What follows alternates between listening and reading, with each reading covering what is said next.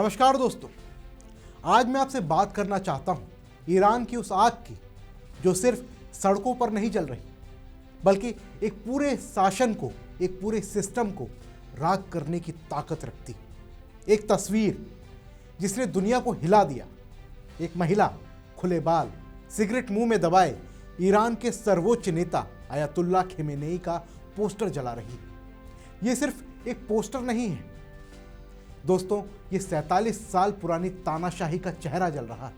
ये धुआं सिर्फ सिगरेट का नहीं, ये एक पूरे देश के गुस्से का धुआं है दोस्तों, ईरान जल रहा है। तेहरान की सड़कें विद्रोह से गूंज रही, पुलिस के सायरन हर तरफ बज रहे, इंटरनेट बंद है और लैंडलाइन ठप पड़ी हुई है। और बाहर इजराइल और अमेरिका नजर गड़ाए बैठे हैं कि मौका मिले तो खमेनेई के साथ भी वही कर दें जो वेनेजुएला में निकोलस मादुरो के साथ किया। लेकिन दोस्तों, इस आग के बीच एक सवाल बार बार उठता है, ये विद्रोह सिर्फ ईरानियों का है या बाहर से कोई हाथ इसे हवा दे रहा है? क्या ये महसा अमीनी की मौत का बदला है या फिर अमेरिका इजराइल की रणनीति का एक हिस्सा? दोस्तों, एक तरफ खमेनेई का शासन जनता को कुचल रहा है, दूसरी तरफ अमेरिका सेक्शन से पेट पर वार कर रहा है। जनता बीच में सैंडविच बन गई है और दुनिया दूर बैठकर सिर्फ तमाशा देख रही है। दोस्तों, इस वीडियो में आज हम आपको बताएंगे ईरान की वो कहानी जिसने सालों से चल रही तानाशाही को खत्म करने की आग को हवा देने का काम किया। हम आपको बताएंगे उस लड़ाई की कहानी जिसकी मौत ने ईरान की जनता के अंदर मौत का डर ही खत्म कर दिया। दोस्तों, ये कहानी शुरू होती है साल 2022 से। महसा अमीनी 22 साल की कुर्द लड़की, तेहरान में मॉरल पुलिस ने उसे पकड़ा। क्यों? क्योंकि उसका हिजाब ठीक नहीं था, कुछ बाल दिख रहे थे। बस इतनी सी बात पर पुलिस ने उसे इतनी बेरहमी से पीटा कि वो कोमा में चली गई। उसका इलाज चला, लेकिन उसके साथ हुए प्रशासन के इस कहर को वो झेल नहीं पाई और उसकी मौत हो गई। वो तो मर गई, लेकिन ईरान में लाखों महसा जिंदा हो गए। इस घटना ने ईरान के लोगों के जहन से मौत का डर ही खत्म कर दिया। हिजाब जलने लगे, सड़कें गूंजने लगी, जिन जियान आज़ादी, महिला जीवन आज़ादी के नारे पूरे ईरान में सुनाई देने लगे। ईरान के लोग इस घटना के बाद इतने गुस्से से भर गए कि उन्होंने सोचा कि वैसे भी अब तक हम मर मर के जीते आए, अब मर भी जाएंगे तो क्या होगा। खमेनेई को लगा कि एक को मार देंगे तो सब डर जाएंगे, लेकिन हुआ उल्टा। लोगों को इससे और ताकत मिली। सालों से अंदर दबा हुआ गुस्सा बाहर आ गया, उनके अंदर का डर भी खत्म हो गया। दोस्तों, किसी ने सही कहा है, किसी को इतना मत डराओ कि उसका डर ही खत्म हो जाए। और आज ईरान में वही हो रहा है। 2026 में एक महिला बिना हिजाब, खुले बाल, सिगरेट से खमेनेई का पोस्टर जला रही है। वो पोस्टर जिसे देखना गुनाह था, जिसे छूना मौत की सजा थी, आज वो जल रहा है, वो भी महसा के बदले की आग से। दोस्तों, ये बदलाव है। आज 47 साल बाद ईरान का असली चेहरा सामने आ रहा है।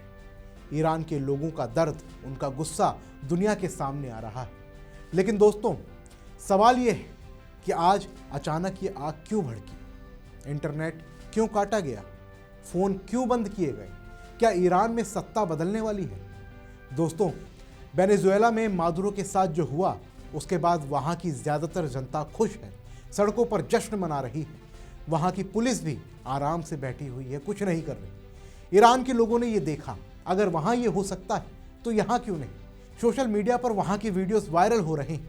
लेकिन सोशल मीडिया बैन होने के बावजूद ईरान के लोगों ने VPN लगाकर ये सारा मामला देखा, सारी वीडियोस देखी, जिसके बाद पुराना भ्रम टूटने लगा, लोगों के अंदर हिम्मत बढ़ने लगी। लेकिन दोस्तों, ये सिर्फ अंदरूनी गुस्सा नहीं है, इसमें बाहर से पेट्रोल भी डाला जा रहा है। और वो पेट्रोल डालने का काम कर रहे हैं अमेरिका और इजराइल। क्यों? क्योंकि ईरान न्यूक्लियर बम बनाने के बेहद करीब है और इजराइल को डर है कि अगर ये बम बना तो खमेनेई अमर हो जाएगा, जैसे नॉर्थ कोरिया का तानाशाह किम जोंग उन हो गया है। इसलिए अब अमेरिका और इजराइल को जल्दबाजी हो रही है ईरान को काबू में करने की। नेतन्याहू वीडियोस जारी कर रहे हैं, कह रहे हैं कि ईरान की जनता हम आपके साथ हैं। ट्रंप ट्वीट कर रहे हैं। लेकिन दोस्तों, कमाल की बात तो देखिए, जो सेक्शंस लगाकर जनता की कमर तोड़ रहे हैं वही अब हमदर्द भी बन रहे हैं। ईरान में लगे सेक्शंस की वजह से वहां के लोगों को कैंसर, डायबिटीज की दवाएं नहीं मिल रही हैं। ईरान की जनता इस समय दो तरफा मार झेलने को मजबूर है। एक तरफ खामेनेई का दमन और दूसरी तरफ अमेरिका की सेक्शंस। उनका पेट खाली है, गुस्सा 7वें आसमान पर है। दोस्तों, मैं आपसे पूछता हूं, ये जनता की लड़ाई है या फिर प्रॉक्सी वॉर? दोस्तों, ये अमेरिका का पुराना फॉर्मूला है। सेक्शन से अर्थव्यवस्था तोड़ो, जनता को सड़क पर लाओ और सेना को तोड़ो।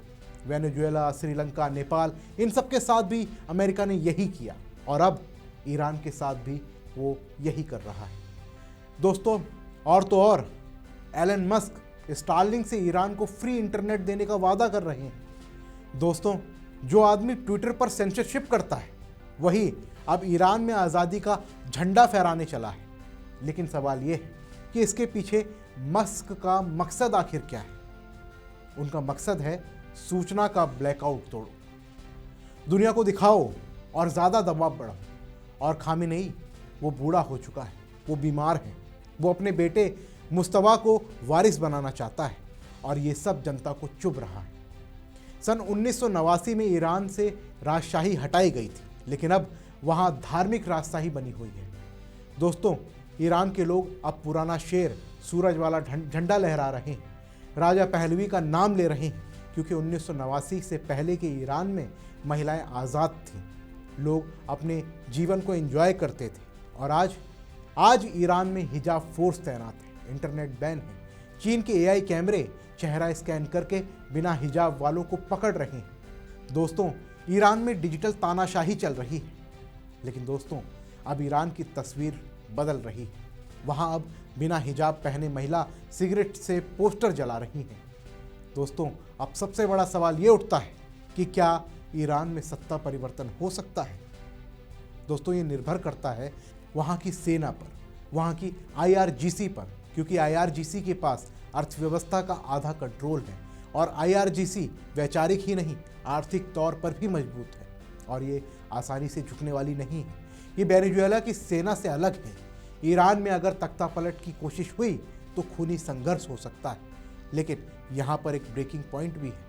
अगर सिपाही अपने भूखे परिवार पर गोली चलाने से इनकार कर दें तो ये संभव हो सकता है और इसके पीछे अमेरिका का पैसा भी असर दिखा सकता है, क्योंकि अमेरिका तो पहले ही ईरान को धमकी दे रहा है। और इस पूरी घटना को अगर हम देखें तो ईरान में विद्रोह संभव नजर आता है। दोस्तों, ईरान में एक नारा भी लगातार गूंज रहा है, ना गाजा ना लेबनान, जान कुर्बान ईरान। दोस्तों, ये नारा विदेश नीति पर जनता का फैसला है। ईरान ने हमास, हिजबुल्लाह पर अरबों फूके, लेकिन वहाँ की जनता को भूखा छोड़ दिया। नेताओं के बच्चे विदेश में लग्जरी लाइफस्टाइल जी रहे हैं और यही असमानता अब ईरान के लिए बारूद का काम कर रही है। दोस्तों, अब सवाल उठता है, ईरान में क्या होगा? क्या जनता जीतेगी? क्या अमेरिका और इजराइल अपने मंसूबों में कामयाब होंगे या खामेनेई बच जाएगा? क्या ईरान में रजा पहलवी का दौर फिर से लौटेगा या नया सेकुलर ईरान बनेगा? दोस्तों, 1989 से पहले का दौर जन्नत नहीं था, दमन था, लेकिन आज का दौर ज़्यादा दमन है। जनता वर्तमान के गुस्से में अतीत को ग्लोरीफाई कर रही है, लेकिन क्रांति विचारों से शुरू होती है और पेट की भूख अंजाम तक ले जाती है। और ईरान आज इसी चौराहे पर खड़ा है। दोस्तों, ये सिर्फ ईरान की कहानी नहीं है, बल्कि बदलती दुनिया की कहानी है। ये तानाशाही वर्सेस जनता की कहानी है। ये बाहर की ताकतें वर्सेस अंदर के गुस्से की कहानी है। ये महसा अमीरी की कहानी है, जिसने लाखों लोगों के दिल में क्रांति की आग को जलाने का काम किया। और आज वो जो महिला पोस्टर की आग से सिगरेट जला रही है, वो साबित करता है कि महसा अभी जिंदा है। डर खत्म हो चुका है, सवेरा आने वाला है, लेकिन उसकी कीमत खून है, संघर्ष है और ये सब दुनिया देख रही है। और अंत में यही कहूँगा दोस्तों, ईरान की जनता लड़ रही है आज़ादी के लिए। हम दूर बैठे दुआ करें, लेकिन मैं आप पर एक सवाल छोड़ता हूँ, क्या अमेरिका का खेल दुनिया को जंगल बना रहा है? पहले वेनेजुएला, फिर ईरान और अब अगला कौन होगा? और इस लड़ाई में कौन जीतेगा, ताकत या फिर शासन? अपना जवाब हमें कमेंट बॉक्स में देना मत भूलना। फिलहाल के लिए इस रिपोर्ट में बस इतना ही। मिलते हैं अगली वीडियो में, तब तक के लिए जय हिंद। वीके न्यूज, राष्ट्र के नाम।